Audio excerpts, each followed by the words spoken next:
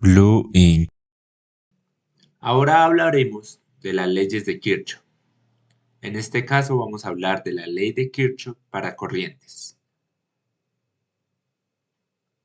La denominamos como LKC, ley de Kirchhoff para corrientes. La ley de Kirchhoff para corrientes nos dice que las corrientes que entran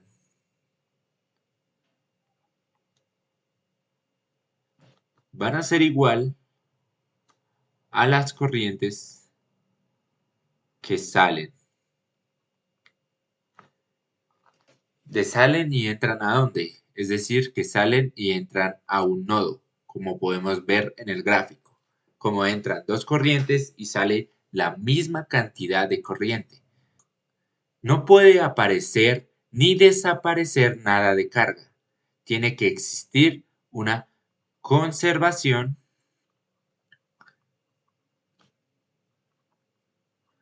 de carga.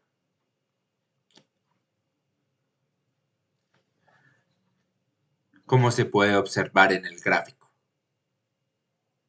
Una analogía simple para poder analizar las leyes de Kirchhoff para corrientes, podemos analizarlo como si fuera un flujo de agua, donde en una conexión entran dos tubos con flujo de agua constante y en las otras conexiones exigen dos tubos que reciben esa carga de agua.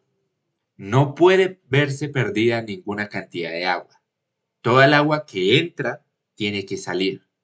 Podemos definir la ley de Kirchhoff para corrientes como la sumatoria de todas las corrientes de entrada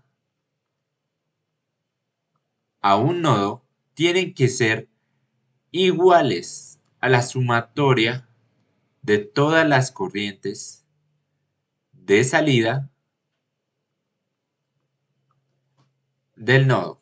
Es decir, que la sumatoria total de la corriente tiene que ser igual a 0.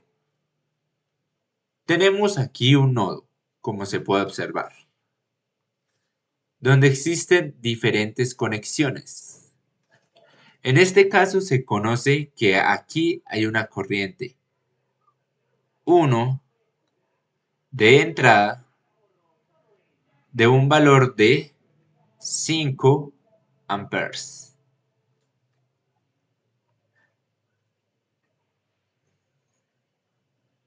Aquí conocemos que existe una corriente que va en sentido de salida del nodo, corriente 2, que decimos que tiene un valor de 2 amperes.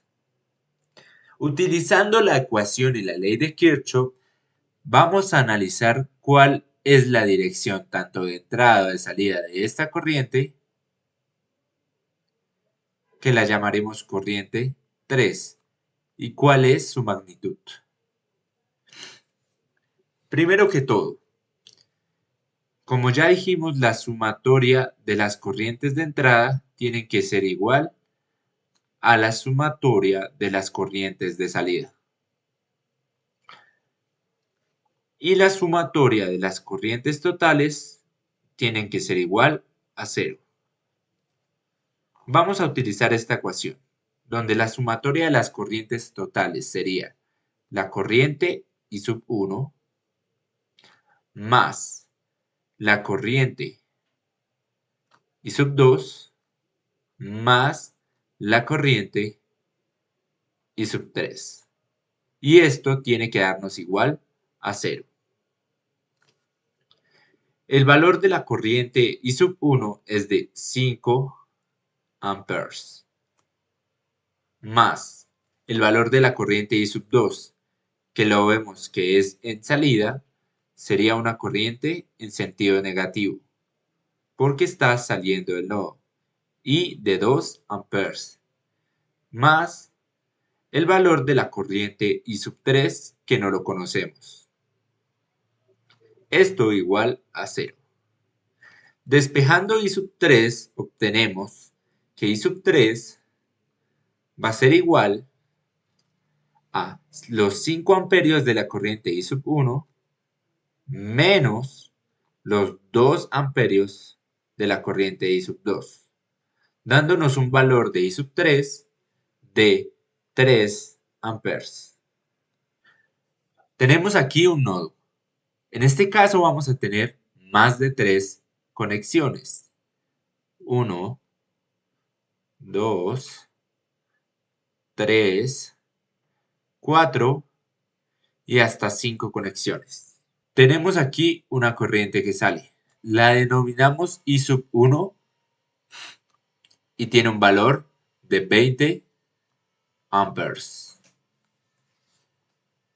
Aquí tendremos una corriente que entra.